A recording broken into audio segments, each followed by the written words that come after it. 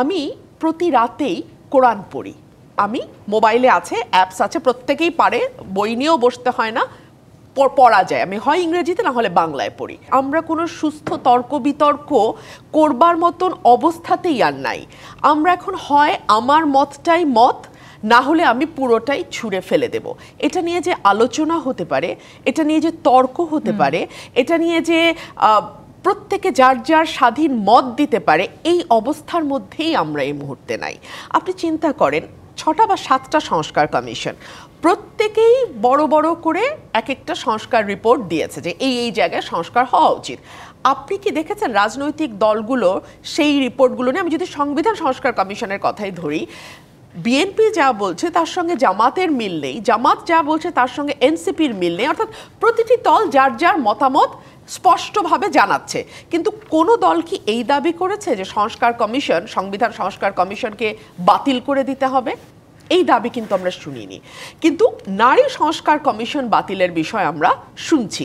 যেই কমিশনটি 433 সুপারিশ দিয়ে বলছে যে অর্ধেকেরও কম, 200টাও যদি এটা মানে আপনারা বাস্তবায়ন করেন, মেয়েদের অবস্থার অনেক বেশি উন্নতি হবে। তন্নি, আমি মনে করি ধর্ম যার যার একেবারেই ভীষণ রকম ব্যক্তিগত ব্যাপার, কিন্তু তারপর আমি না বলে পারছি না। আমি প্রতি রাতেই কোরআন পড়ি।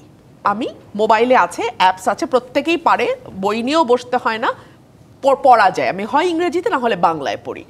সেখানে খুব শক্ত ভাষায় সুদের ব্যাপারে বলা আছে, খুব শক্ত ভাষায় অন্যের ব্যাপারে নাক গলানোর বিষয়ে বলা আছে, গীবতের ব্যাপারে বলা আছে, খুব শক্ত ভাষায় চুরি দুর্নীতির ব্যাপারে বলা আছে। এই বিষয়গুলো নিয়ে কি আমরা সমাজে খুব অস্থিরতা বা খুব আলোচনা হতে শুনি? এই যে ধরুন শরিয়া ভিত্তিক ব্যাংকগুলোই ফর এক্সাম্পল, এরা মুনাফা বলুক আর যাই বলুক, বাংলাদেশের মানুষ কি জানে না ওটা আসলে কি?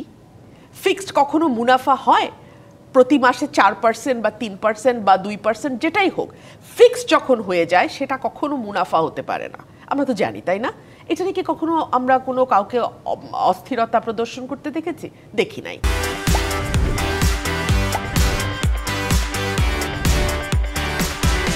আবার আমরা খুব ভালো করে জানি কোরআনে কোন কোন বিষয় স্ট্রিক্টলি না বলা আছে। ফর এক্সাম্পল জাকাতের কথা ধরেন না, ওয়াকিমুস সালাত ওয়াতুজ জাকাত, সালাতের পরপরই জাকাতের কথা বলা আছে। আমরা কি সবাই নিসাব পরিমাণ সম্পদের উপরে 2.5% জাকাত দেই? যদি দিতাম, কাকে কাকে দিতে হয় সেটা 6টা ভাগ আছে, 6 প্রকারের মানে ব্যক্তিকে আপনি 8টা না, আচ্ছা, দিতে পারেন। আমরা কি সেভাবে দেই? সেটা নিয়ে কি সমাজে আমরা খুব শক্ত আলোচনা শুনি? কেন জানি না নারীর ব্যাপারে সবাই বড় বেশি অসহিষ্ণু, বড় বেশি অস্থির। আচ্ছা, আপনারা যেই সংস্কারের সুপারিশগুলো আছে সেটা নিয়ে কি আলোচনা হতে পারে না? সেটা নিয়ে কি তর্ক বিতর্ক চলতে পারে না?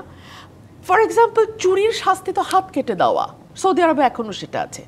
আমরা কেন সেটা ফলো না করে আমরা কেন পেনাল কোডে আমরা দেখছি বা সিআরপিসিতে যাচ্ছি কেন? আমরা তো ওইটাও ফলো করতে পারি।